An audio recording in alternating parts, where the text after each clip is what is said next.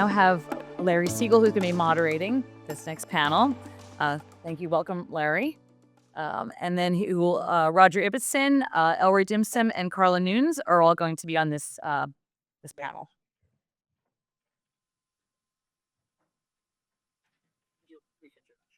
Hi, everybody. We have a lot of very distinguished guests, as you can see, so I'm going to keep this short. Roger Ibbotson probably needs no introduction, but he'll get one. He is the author of Stocks, Bonds, Bills, and Inflation, 1926 to some current date. And this coming year, he will be the author of the Century Edition, which he did not start collecting data in 1926. Some people think that he did and just looks very young. But you know plenty about Roger. Elroy Dimson took Roger's work and said, let's internationalize it. He's collected data on stocks, bonds, and cash-like securities for dozens and dozens of countries, and has shown that, in fact, the returns aren't as good as they were in the United States. I wrote an article once called American Exceptionalism.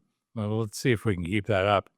And Carla Nunes, the third speaker, comes from the corporate finance side. She works for Kroll, where she advises corporations and other clients on the cost of capital and valuation issues. Why don't we start with Roger?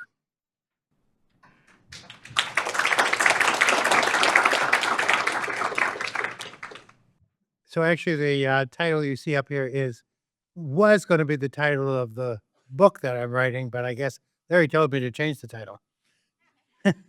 He said it to be A Century and More of U.S. Stock and Bond Returns. So I'll talk about the book a little bit later. But that's the tentative title, but the title is potentially going to change. So we are celebrating the 80th anniversary of the Financial Analysts Journal, and we've had some great introductions to that and so forth with Will and so forth. So we're certainly grateful for that. We're also celebrating the 60th anniversary of the CFA Institute Research Foundation, and that's really thrilling as well. I'm celebrating the 100th year of the data starting in 1926 and the 50th year of our first publication of the data, and actually forecasts that were made at that time. So let me press the right button. Whoops, I didn't. I hope okay.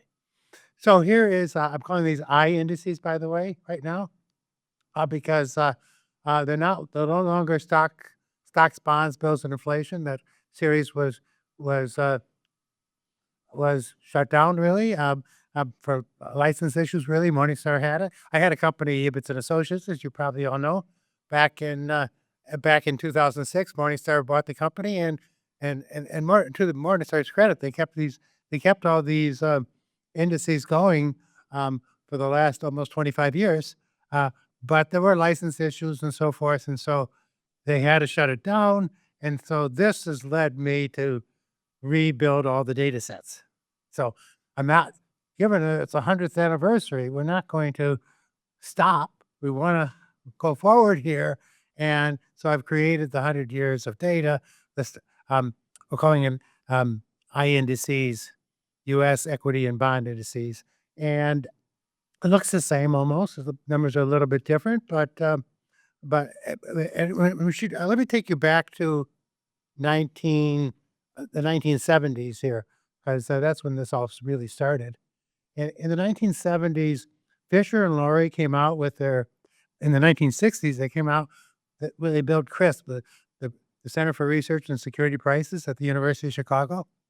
And they built stock data, monthly stock data, and they actually had a return of 9.3% up to, well, originally it was 1960, then they updated it to 1965, then they updated it to 1968.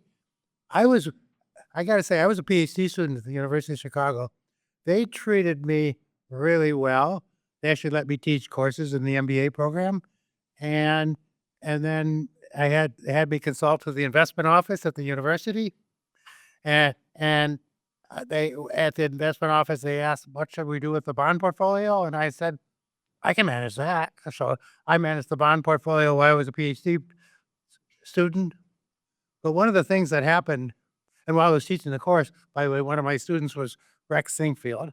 And so one of the things that happened, though, while I was uh, as a bond portfolio manager, people would always ask me, when are Fisher and Laurie going to update their studies? Because it was already more than 5 years out of date when I was talking to them and so forth.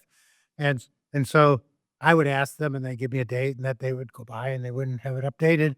So that caused Rex Singfield and I to essentially build all these databases here. And so we built these databases, and they're in total return form. That's sort of the key here. Fisher and Laurie did their stuff in total returns. There really were no total return indices. I mean, it may be surprising that you only have to add dividends to the capital gains, but nothing was reported as the two together really until actually in the late 1960s, the Bank Administration has recommended we start total return indices. And so we did that. And the Fisher and Laurie had the total return indices of the stock market. And but we brought it to the all the different markets here. And the other thing we're adding here is we're bringing the compounding them together, because typically they didn't compound things together like this. So just by compounding them together. So here you see, Jeremy called this his iconic chart, but this is basically the first form of the chart here, which we really did 20 years before Jeremy. We did it back in the early 1970s.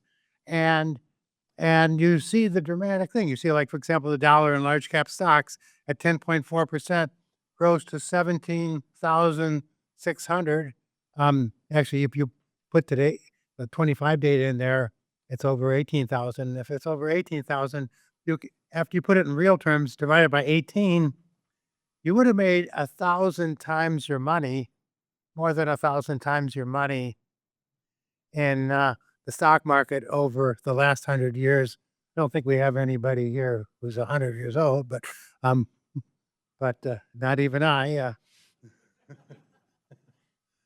But that's the kind of money you actually could have made in real terms. Of course, it doesn't have management fees. It doesn't have taxes. It doesn't have transaction fees and so forth. And so that would be degraded, but basically tremendous amounts of money. We're taking this long-term perspective that Jeremy and I take basically has just a tremendous payoff over time. You also see the bond market. This is part of the period that they commented on, and you can see the last half of the period, really starting in 1980 when bond yields topped out.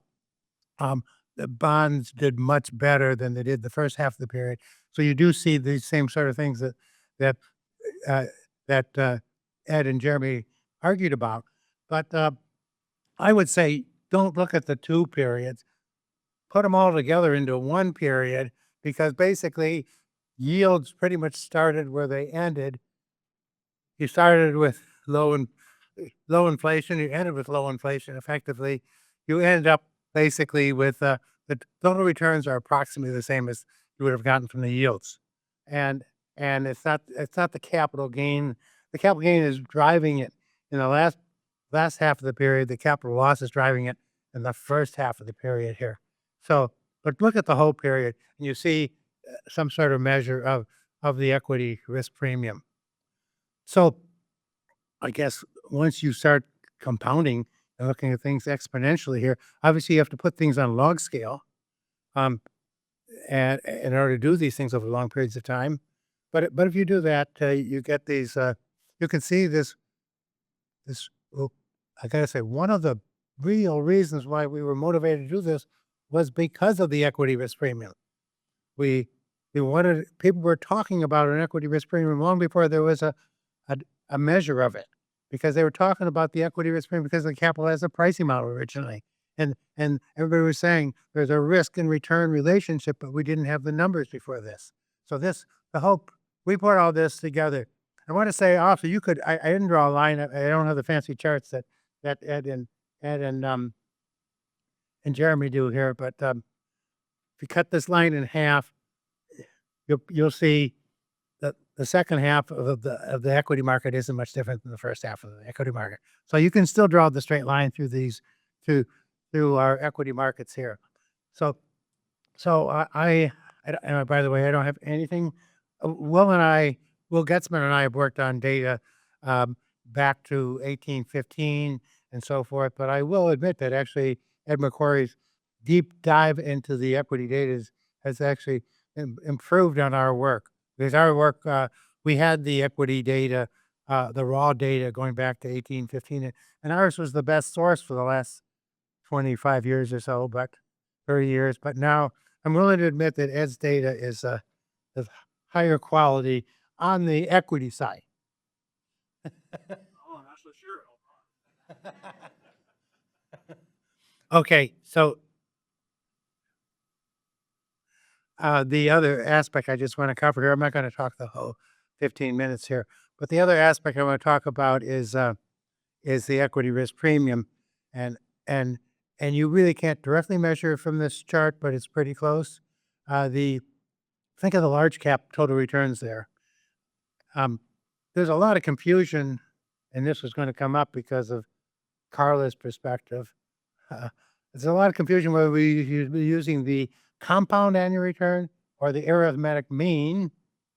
There's also a lot of confusion whether we should be comparing, say, the large cap total returns to the 30-day, the short term, or to some longer term.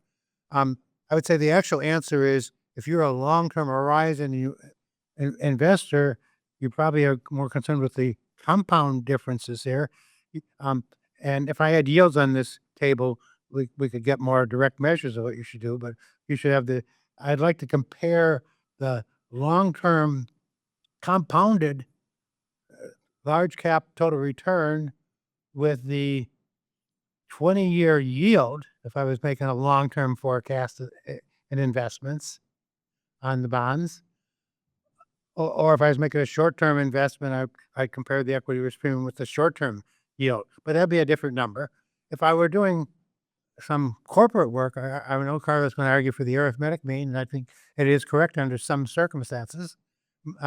And so again, long horizon or short horizon. So essentially, there are four different measures of this, even historically here, comparing the large cap return, either the compound geometric mean or the arithmetic mean, and comparing it with the long or the short term arithmetic or geometric mean. So there's really four different possibilities, and there are pretty big differences between what you may get. I got to say, Pablo Fernandez in Spain comes out with surveys all the time about this. My always complaint about is the people who answer the surveys don't know which one is being asked for. I always have trouble answering the survey myself here. So as far as the future equity risk premium, whether it should be compared to the past, this is just the history of it.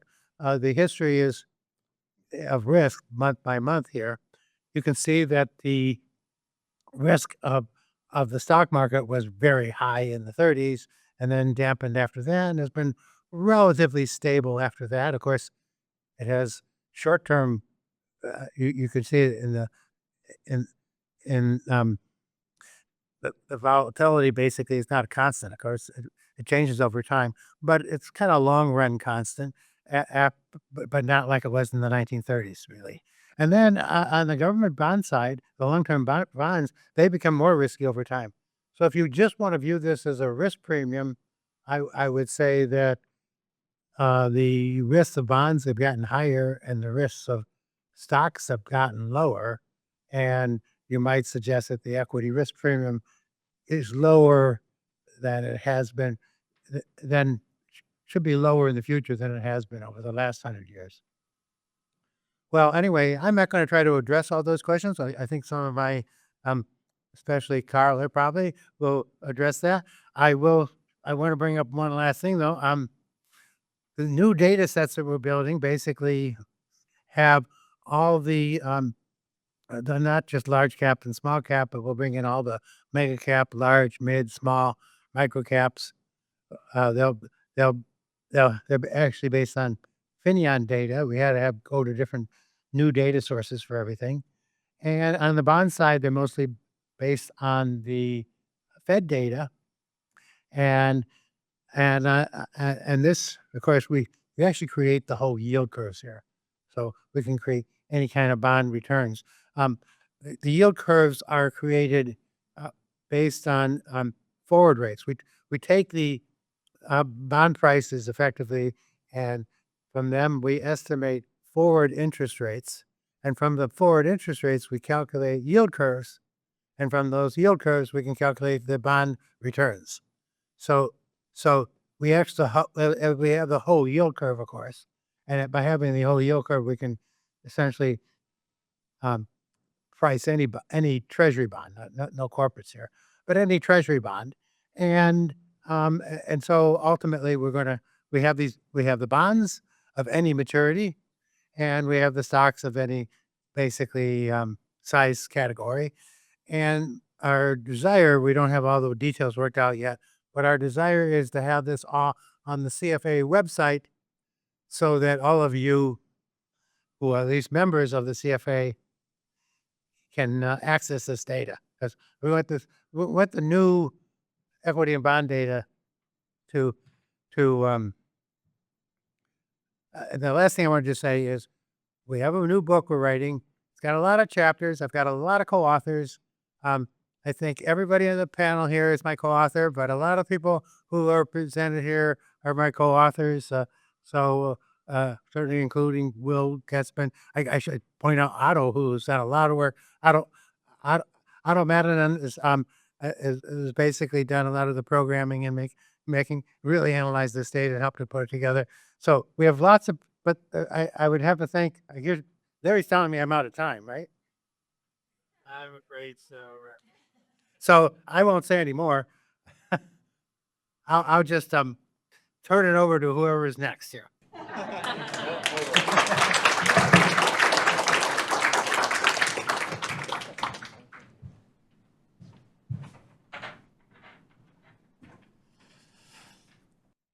Well, hi everyone, and I'm going to take a somewhat different perspective.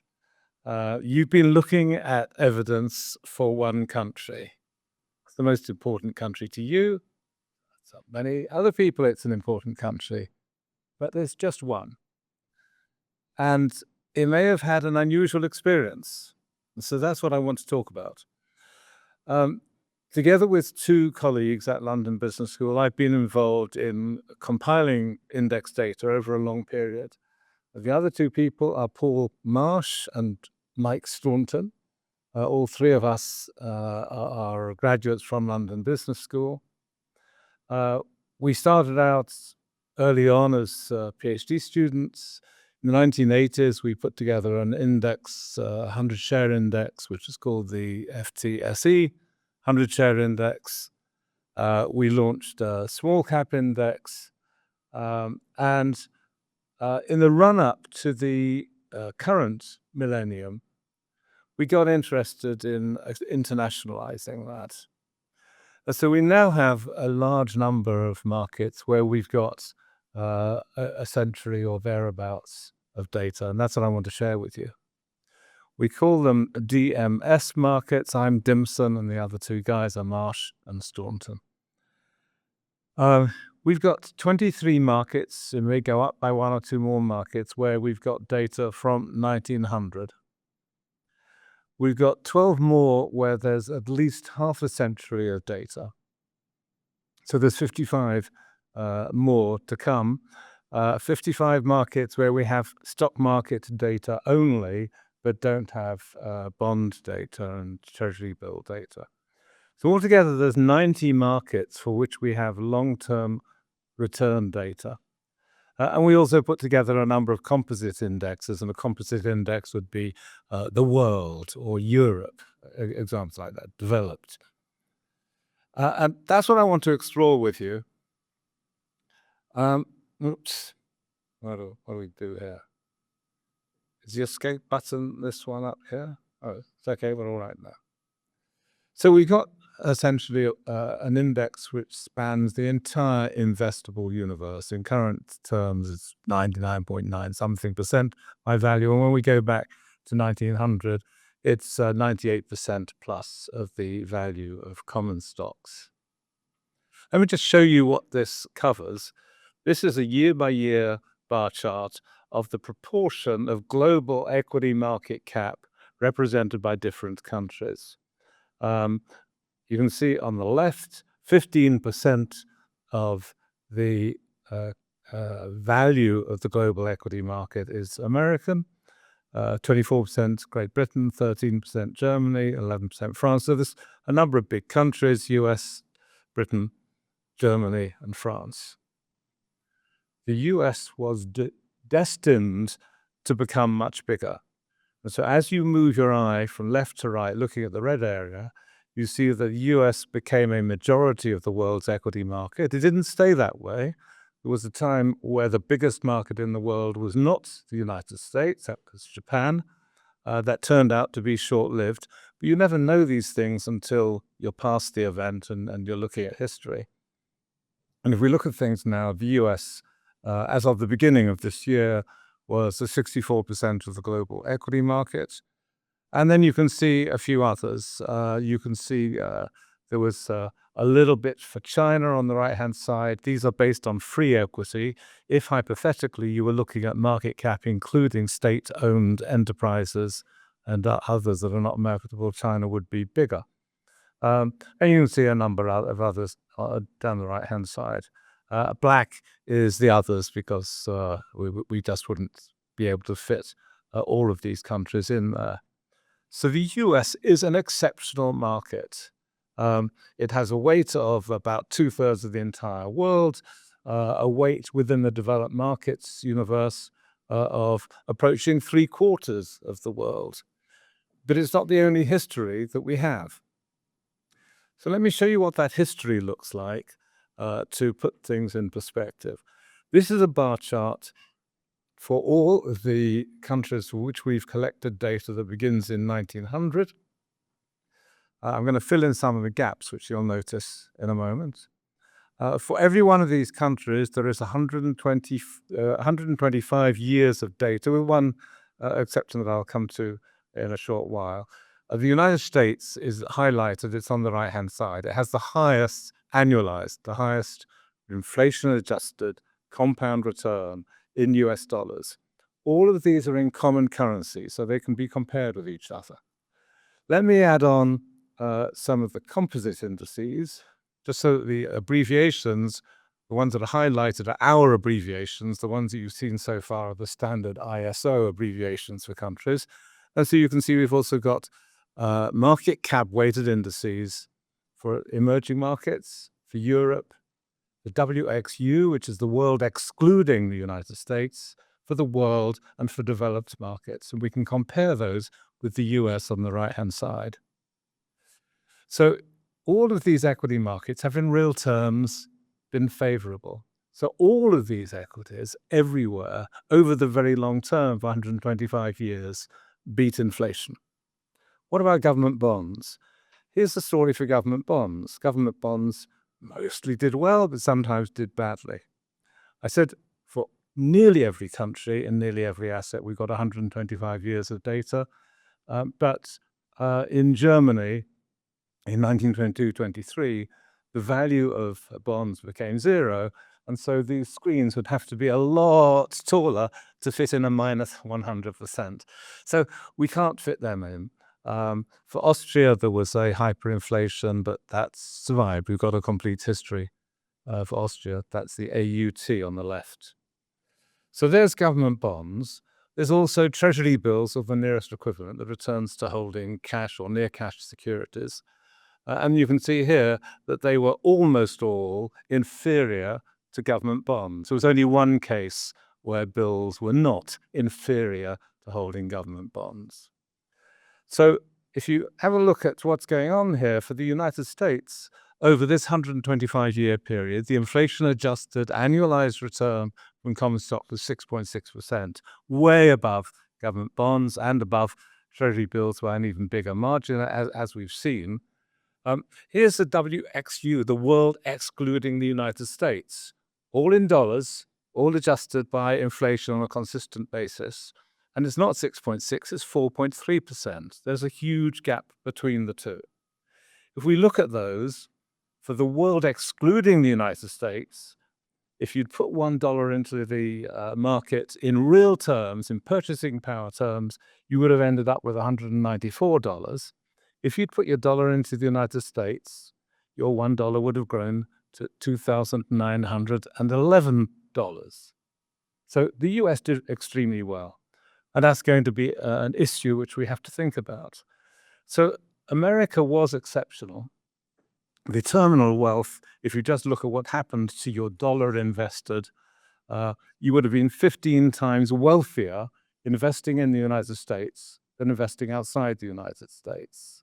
There's that famous article that Will mentioned, written by Bruno Solnick, somebody who got a PhD from an outstanding French school and then thought he needs a real PhD and went to an outstanding American school. So the two PhDs, young assistant professor, wrote in Financial Analysts Journal in favor of investing internationally.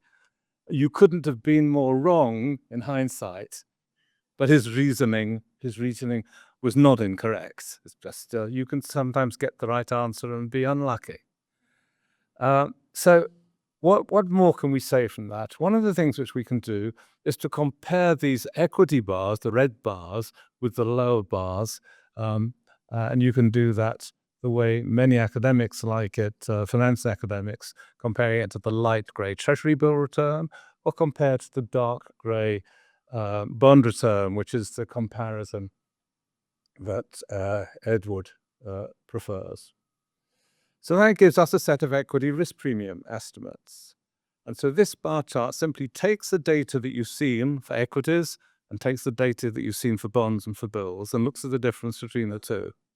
The red bars show you what the equity premium relative to Treasury bills was, typically in the region of 3 to 6% annualized. And the line plot shows you the equity premium relative to bonds, which is the black line.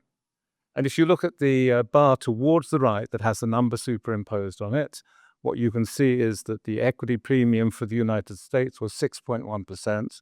This is 6.1% more from equities than from Treasury bills, and it was 4.9 if you were looking at the risk premium relative to bonds. And the bar closer to the middle with numbers on it has an equity premium of relative to bills of 4.7 or 3.4 as the equity premium relative to bonds. So that's the broad story. We've got a data set here that we can explore in many different ways. For example, looking at different market conditions. You had an illustration of that from Ed's talking about the suitability of assets in deflationary and inflationary conditions. There are many other different cuts of the data. When we first did this work, we published in a book called Triumph of the Optimists. It was published by Princeton University Press. Our view was that in 1900, there were optimists who thought that investing in commercial and industrial enterprises would be a good idea. And then there were people who were too cautious in hindsight. So to us, the 20th century was one in which the optimists were successful. They won. And of those, Americans did particularly well. We called our book Triumph of the Optimists as a nod towards the notion that the future, the 21st century, might not be quite as friendly as the 20th century had been. I'm very proud to sit alongside Bruno Solnick. He got it wrong on international diversification. We got it wrong when we took the view that the American equity market had done so well, we couldn't extrapolate that through the next quarter of a century. Well, we were wrong. We report data. We're not gazing into a reliable crystal ball. So there's the historical premium from US equities.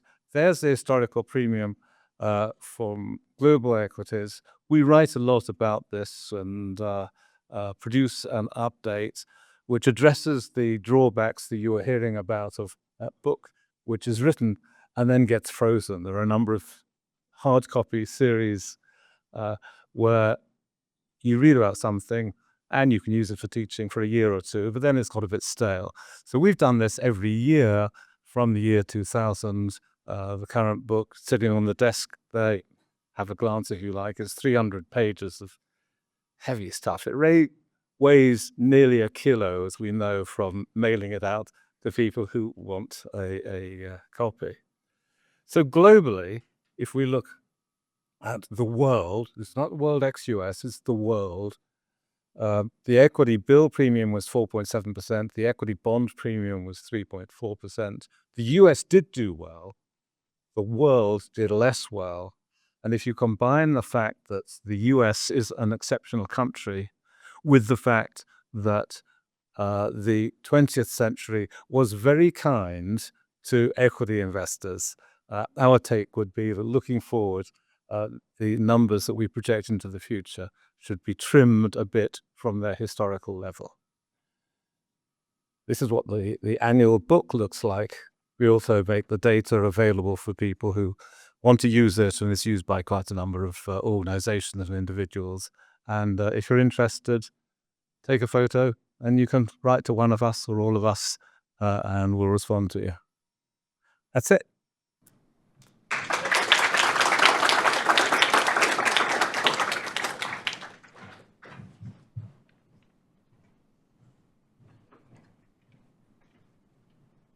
All right, here comes the shortest person of all the speakers, so I need this closer to me.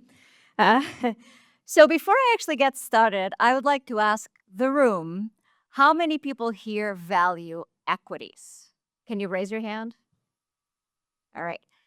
And now I'm going to ask another question because that really is germane to what I'm going to talk about. How many of you do it from a perspective of a asset manager or an investor? Okay. And does anyone here do it from a corporate finance perspective? There's a few valuation.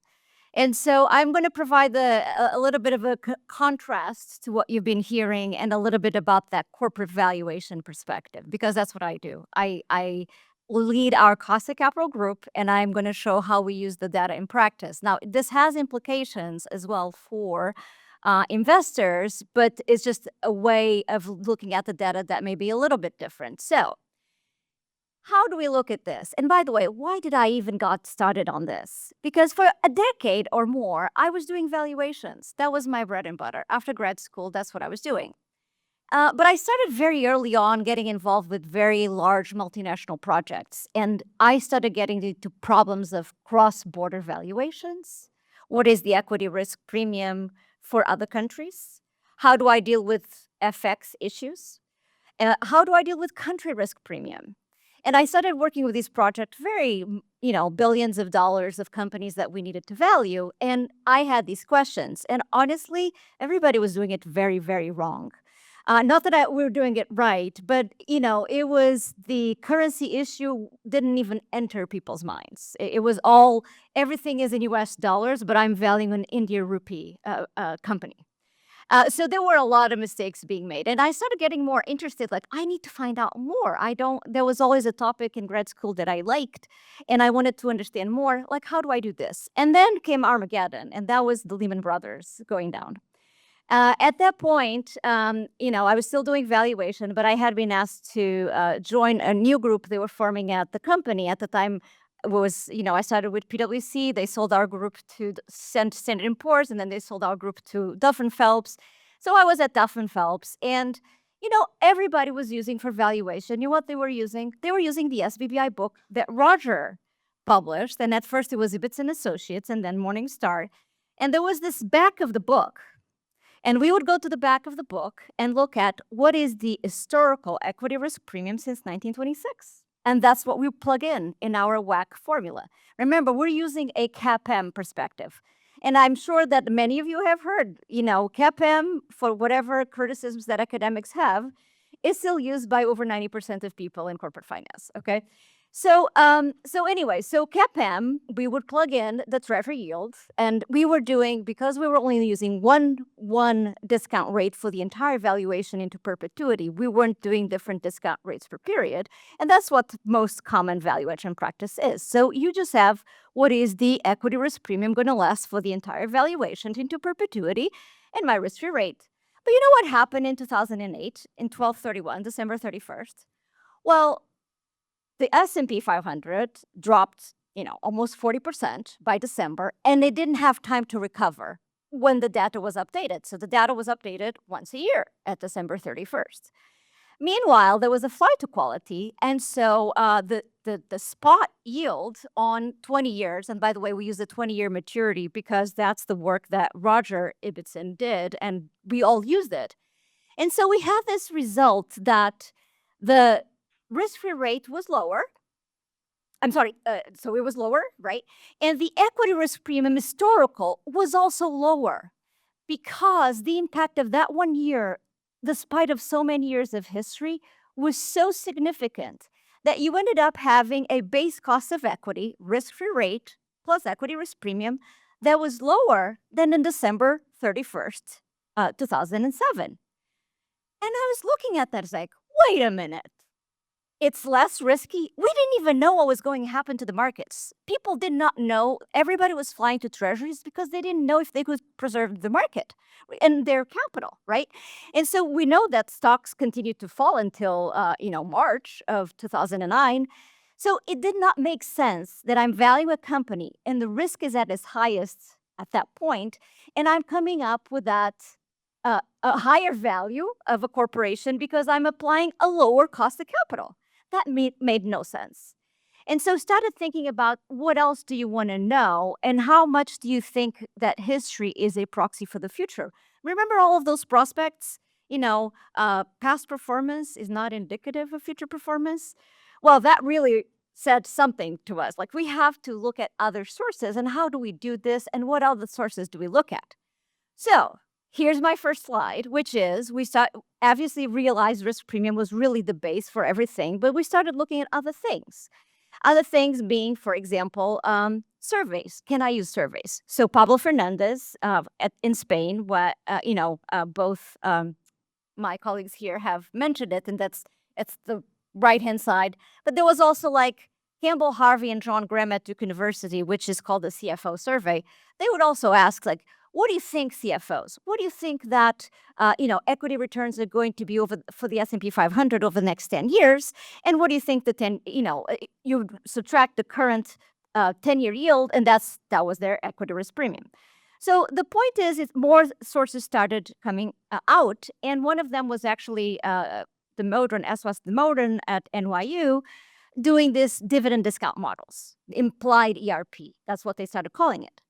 Now, what I would say about that, and we use it, but you have to be very careful. The assumptions are, what you get as an equity risk premium are so sensitive to the assumptions you put in. And he does this for educational purposes. He's not actually valuing companies. He's not going to be sued in a court if a shareholder says, I disagree with that. And so you have to take it with a grain of salt. So let me tell you one example where his model completely broke down. One of his assumptions is that the nominal, not real, the nominal growth in earnings into perpetuity is going to be equal to the 10-year yield treasury. And so when you're doing, everybody here has done a dividend discount model, right? And you put a terminal rate, and that terminal rate is the 10-year yield. What happens when the 10-year yield goes to 0.5% during COVID? Does that mean your earnings are going to grow into perpetuity on the S&P 500 0.5%? Probably not. I think Jeremy said no. So the point is that it's very sensitive. So what we do, and just to pick a little bit of history, we did start with history, and let me show you a history here. This is based on the SVBI series that Roger used to put together, and then we had to sort of reconstruct it using CRISP data and Roger's book Coleman, and with Coleman for the bond series, we took Federal Reserve data to reconstruct that series, and we got very close to the traditional SVBI series. What happens is that because Morningstar discontinued that data, we had to reconstruct it. But how did we get here? Why is Kroll doing this? The reason why we're doing this is because, as I said, we were using the SVBI book. Roger sold his business to Morningstar, and Morningstar in 2013 says, this is not a core business. We're going to stop producing these books. And everyone who in valuation went like, oh my God, what's going to happen? We can't value companies anymore. And so what happened was, one of my colleagues, Roger Grabowski, he also worked a lot on cost of capital. He, together with Morningstar, they agreed on taking over the process. And so we began publishing the data using the same methodology, the same series that Roger was publishing. And so this is like in the light of that. Now, I can also tell you that everybody at the time only picked the number starting in 1926, and that's it, right? Now, what's special about 1926? It's not magic, right? So when I look at the past, I want to see, is it a good, a good reflection of what I expect in the future? And so, for example, Ed's discussion, while very interesting to me, I would not recommend corporations to use it as a proxy for equity risk premium. I think that in the early 1800s, the US was an emerging market. And I'm not going to use an emerging market data as my future expectation for the United States. So you learn a lot from history, but then you have to use your professional judgment and look at historical data and start saying, where do I start? So this is just an example that tells you. And by the way, and this is where the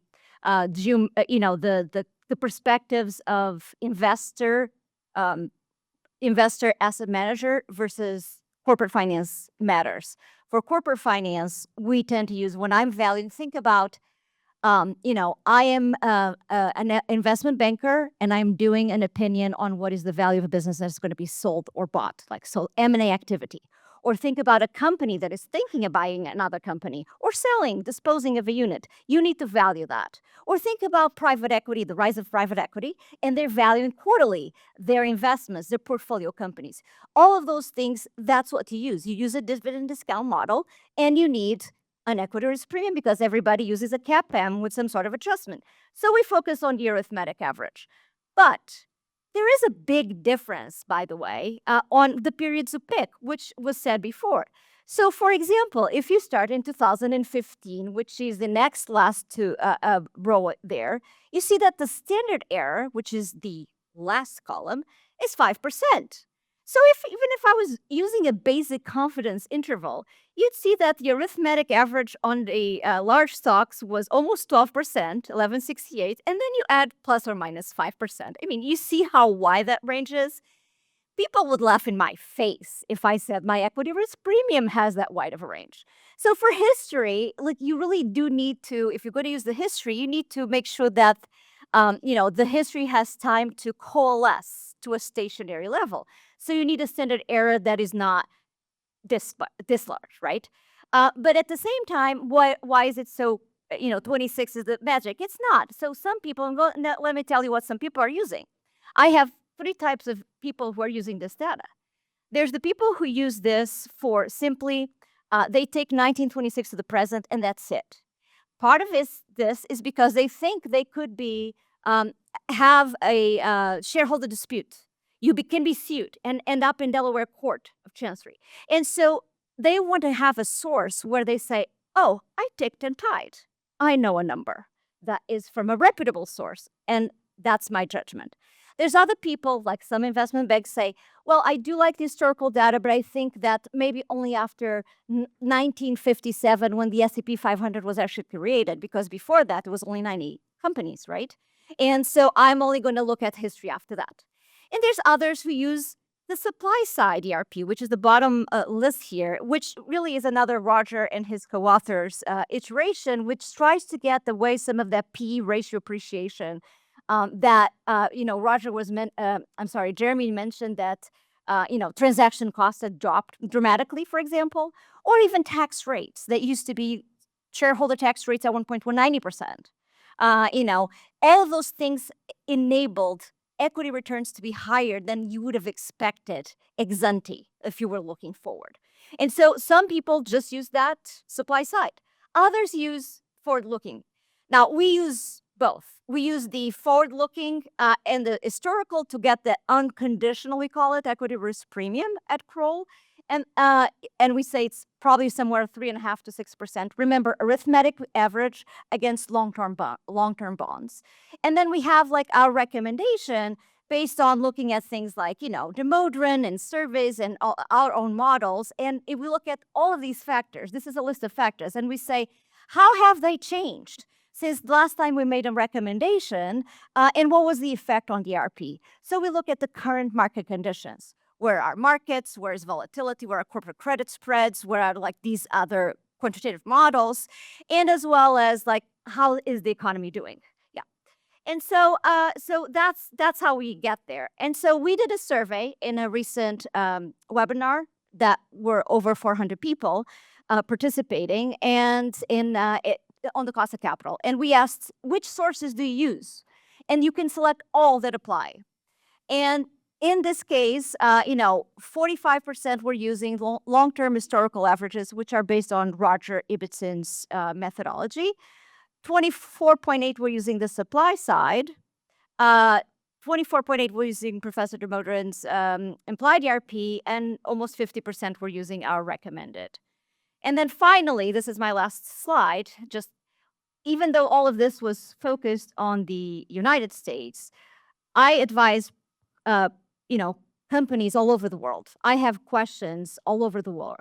And so at one point we were doing this Valuation Handbook, International Guide to Cost of Capital, and we entered into a partnership with the CFA Research Foundation.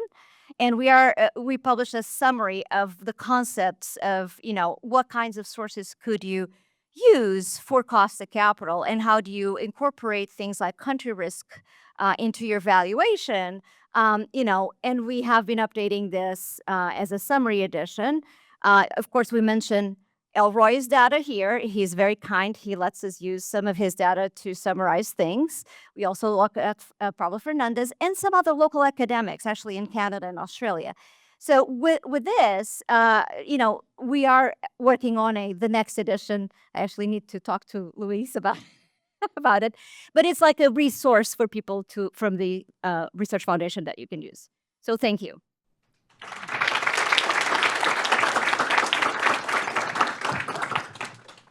Well, we have 15 minutes to collectively solve the greatest mystery in finance. Let's just take show of hands. Who would like to be first to ask a question? Yes. Tell me who the question is directed to, and then we will see if other speakers want to respond to the response. Oh, there's a runner.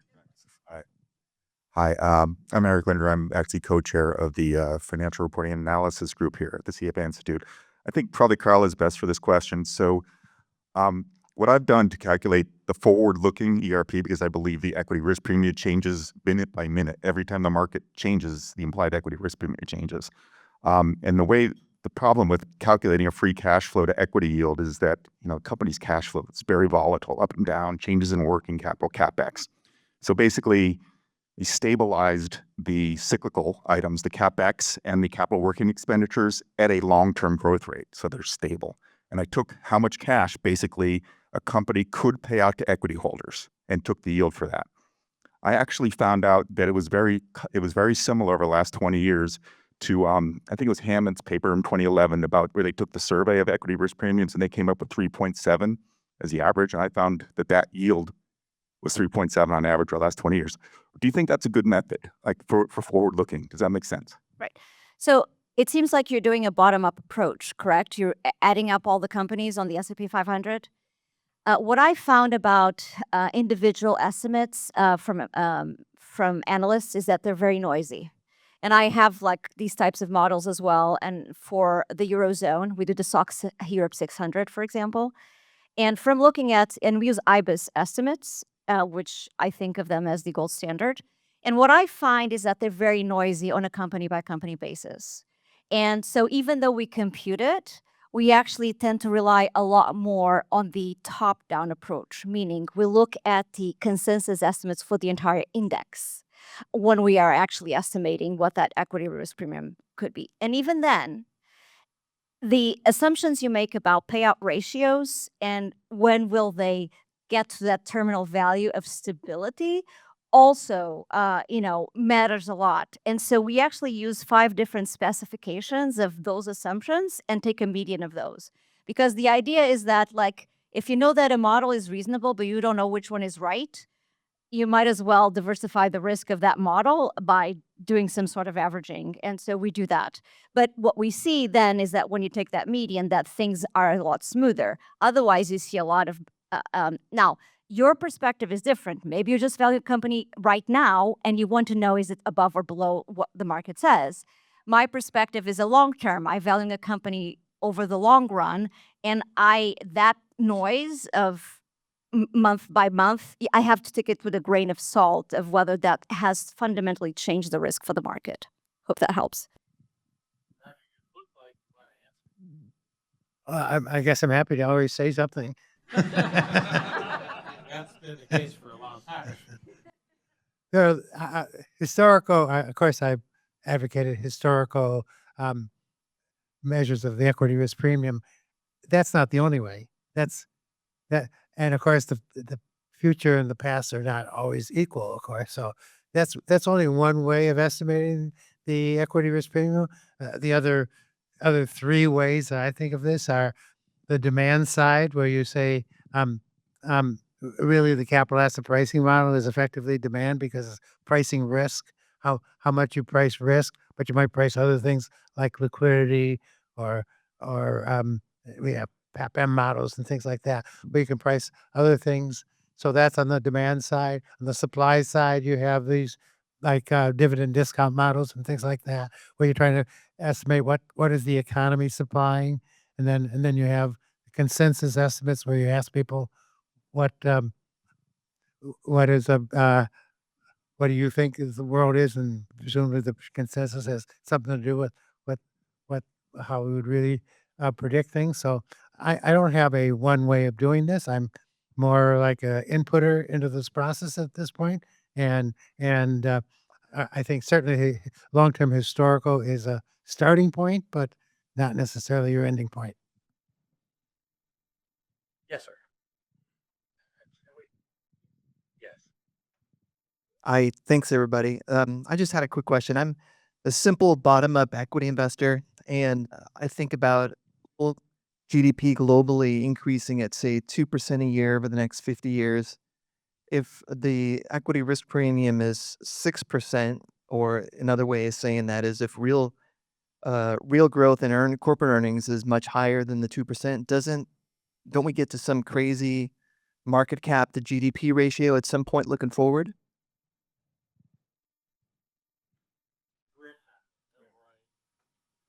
I think there's a number of facts that you've really got to bring into this. One is that GDP growth is not accompanied by superior stock market returns. The evidence long term is that when GDP grows faster, stock investors don't benefit from that. There's an inverse relationship, which seems surprising, but that means that your basic assumption, I think, is rather dangerous. That's enough, because you got a lot of questions. Yes. But Jeremy Siegel has written on this, and I've written her. the- Yeah, first of all, the stock market return is not the accumulation of equity capital at all. So you could have a total non-growth economy, total non-growth, and it has a return. Just like labor has a return through wages, capital through scarcity will have a return through interest. Because you consume off the return, the capital doesn't increase. So one of the stylized facts of economic growth is in fact that the capital stock remains as a fixed ratio to GDP.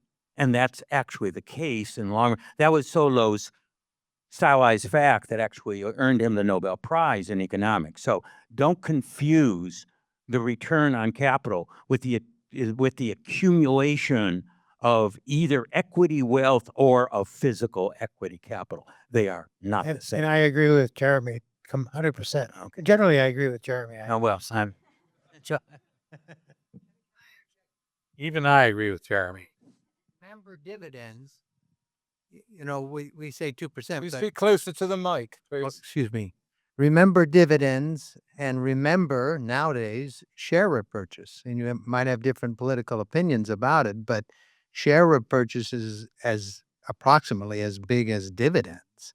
And so when you take those into account, yes, the market does not grow at that rate when cash flows are distributed. So thank you for the